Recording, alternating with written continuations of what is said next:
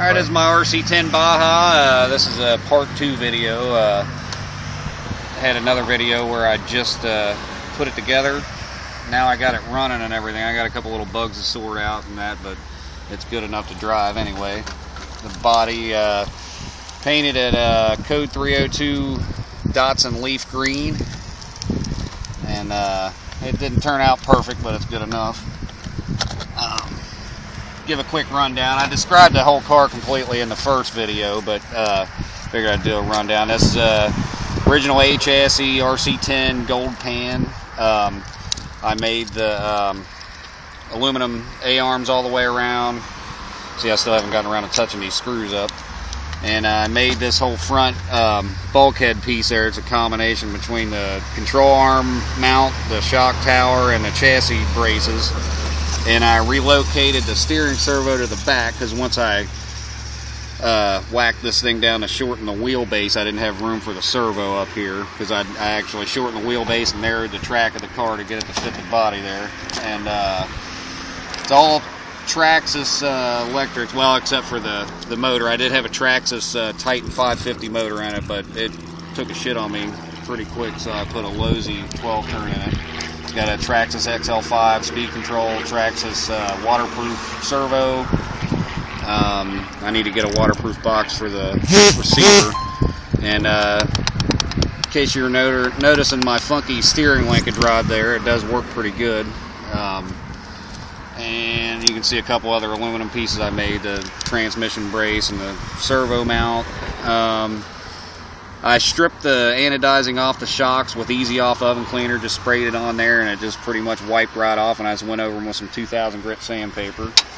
The chassis, I just scuffed it up and painted it duplicolor cast iron gray, and drilled the holes in it and everything, clear coated all that. You can see here the little L brackets I had to make to mount my shocks on the front control arms there.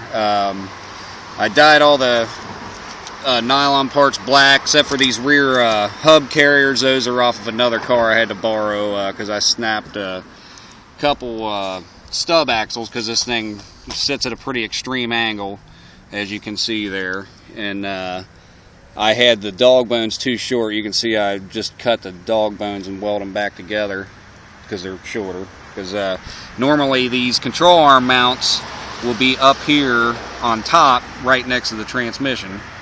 And I mounted them down low so I wouldn't have such an angle of the A-arms, and to be able to narrow it, because I was able to use a bolt going into the transmission, or a screw going into the transmission, and one going into the bottom of the rear bulkhead here to bolt them back on. And but the whole issue with the dog bones is going to be solved here soon, because I have a Traxxas slash transmission coming in. It should be here today or tomorrow, and I'm going to mount it in the car. And these are Traxxas Bandit half shafts, so that's going to solve the whole problem. It'll be all nice and smooth. And all I got to do is shorten these half shafts to fit the Traxxas Bandit hub carriers. All you got to do is ream the hole out to an 1/8 inch to fit the 1/8 inch Rc10 hinge pins, and they came with the stub axles and everything. And so all I got to do is drill a couple holes in the chassis and pop that stuff in there, and I'll have a nice transmission. And I don't have to worry about all the guys on eBay thinking that the 3-gear Rc10 transmissions are made of freaking gold. So we're going to go ahead and give it a run here. Runs pretty good for a brush motor. I want to get I want to put a brushless setup in it at some point, but money's a little tight right now. Gotta get this body on there.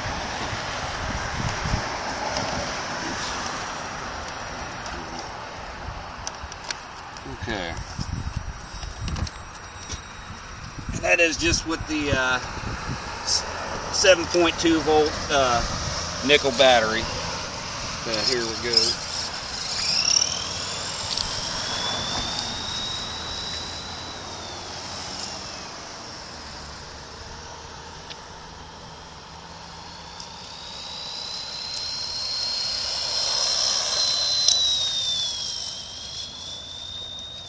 Oh shit. Oh goddamn. Oh.